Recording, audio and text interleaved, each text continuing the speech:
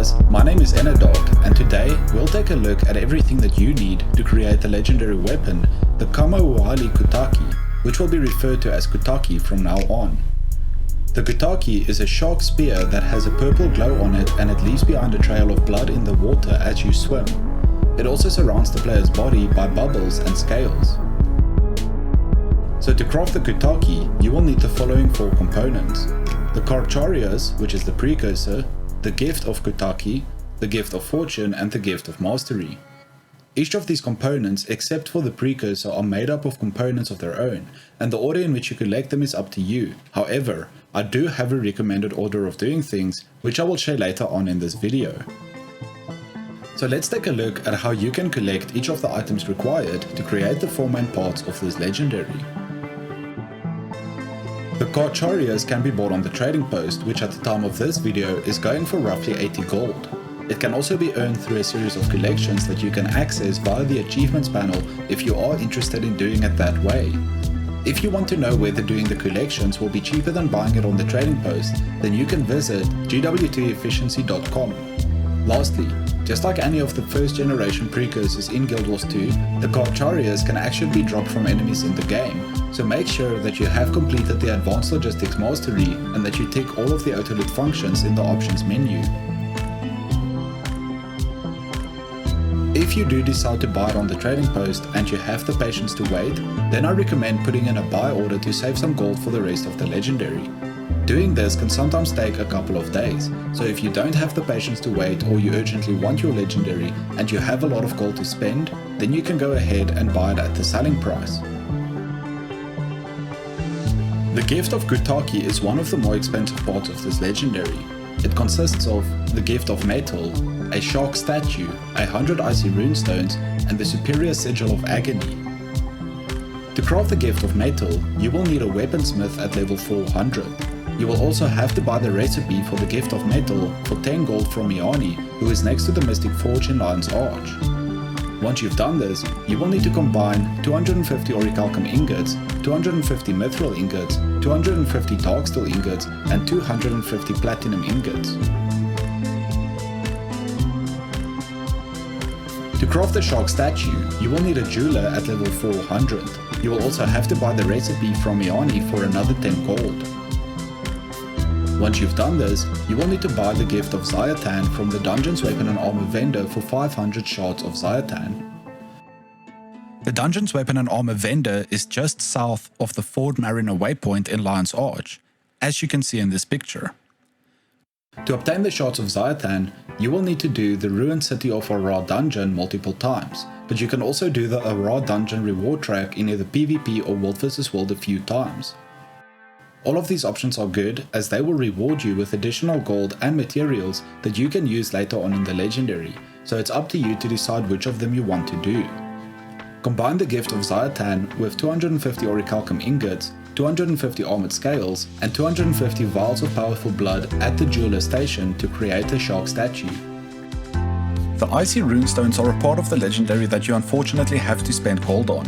They cost 1 gold each, and you need 100 of them, so it adds up to a total of 100 gold that you will need to spend. You can buy them from Rojan the Penitent in Frostgorge Sound, who is northwest of the Earthshake waypoint, as you can see in this picture. If the Drawmag event is running, then Rojan may not be there and you will have to wait for the event to end before he returns. The superior sigil of agony can be obtained in many ways, but the quickest and easiest way would be to simply buy it on the trading post. So once you've obtained the gift of metal, the shark statue, the 100 icy runestones, and the superior sigil of agony, you can combine them in the Mystic Forge to create the gift of Kotaki. The gift of fortune goes into all of the first generation legendary weapons in Guild Wars 2, and it's a very painful part of the process. It consists of 77 Mystic Clovers, 250 globs of ectoplasm, a gift of might, and a gift of magic.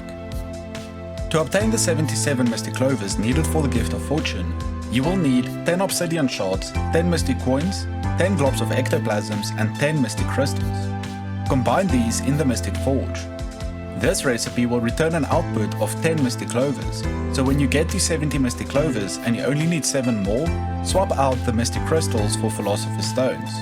Please note that this recipe only has an approximate 32% chance to return Mystic Clovers, and can instead return a number of different materials, including tier 6 materials, which are needed for creating both the Gift of Might and the Gift of Magic. So it's important to obtain the Mystic Clovers before creating the Gift of Might and the Gift of Magic. Mystic Clovers can also be obtained in various other ways, such as PvP and World vs World reward tracks. So if you don't want to create them in the Mystic Forge with this recipe, then check the wiki for the other methods of obtaining them. The Gift of Might and the Gift of Magic are both made up of different tier 6 materials that will have to be combined in the Mystic Forge to create each of the respective gifts. The Gift of Might consists of 250 Vicious Fangs, 250 Armored Scales, 250 Vicious Claws, and 250 Ancient Bones. The Gift of Magic consists of 250 Vials of Powerful Blood, 250 Powerful Venom Sacs, 250 Elaborate Totems, and 250 Piles of Crystalline Dust. Once you've obtained the 77 Mystic Clovers, the 250 Globs of Ectoplasms, the Gift of Might, and the Gift of Magic, you can combine them in the Mystic Forge to create the Gift of Fortune. The Gift of Mastery also goes into all of the first generation legendary weapons in Guild Wars 2, and it's a rather cheap part of the process. But it can be extremely time consuming, as you will have to finish the world exploration to get the Gift of Exploration. This does not include the maps from the Heart of Thorns or the Path of Fire expansion packs. So once you've obtained the CARCHARIAS, the Gift of Kotaki, the Gift of Fortune and the Gift of Mastery, you can combine them in the Mystic Forge to create the Kotaki. Creating legendary weapons can seem daunting and, like, no matter how much you play, you will never be able to create them. But here is a list of my favorite farming locations to speed up the process. The Silverwastes is still a great place to farm for materials and for gold, as there are always commanders on this map, and you can run it multiple times a day without worrying about event timers. When you do the Silverwastes, you will receive a lot of obsidian shards from opening the Lost Bandit chests during the chest farm after killing the Vine Wrath. The Tangled Depths and AURIC Basin map meta events are a great place to farm for resources, and they always happen directly after one another. Each of these will reward you with the option to choose an amalgamated gemstone as your reward once per day, which can be sold on the trading post for a bit of extra gold. Doing world bosses is a great way of farming for materials. You can do each boss once per day per account, and they always drop a bonus chest that contains a rare or exotic piece of equipment that can be salvaged for globs of ectoplasm. The chest that's dropped by the boss itself also has the highest chance of containing a precursor weapon than any other chest in the game, so if you are thinking of trying to farm for your precursor weapon, then this is the way to go. There will always be a lot of players fighting the world bosses, meaning that the events will always be relatively easy and quick. Please note that your character has to be above level 40 to have a chance of receiving any rare gear from the event. The Fractals of the Mists is probably the most rewarding thing to do in Guild Wars 2. The issue here is that you need at least one character that is fully geared in Ascended gear and that has around 150 Agony resistance, and getting a character to this stage of being ready for Fractals is really difficult and can be very expensive. You should try to do the daily tier 4 Fractals every day. Dungeons are not nearly as rewarding as they used to be, but some of them are really easy and quick to do, and the amount of gold gained for the amount of time that you spent in them is totally worth it. Lastly, remember to always do your dailies, as this will reward you with an extra 2 gold per day. To make the process of crafting this legendary as fun as possible while still saving some gold, I recommend that you do things in this order. The first 3 things that you should focus your attention on is the Gift of Exploration, the Gift of Battle, and the Shark Statue. You can do them in any order you like, but I recommend first doing the map exploration while doing the daily PvP and World vs World achievements. This will reward you with potions that further the progress of your reward track in both PvP and World vs World. So make sure that you have the Gift of Battle reward track selected in World vs World and the Ara Dungeon reward track selected in PvP. If you do things in this way, then you should finish the Gift of Battle and the Shark Statue before finishing the Gift of Exploration.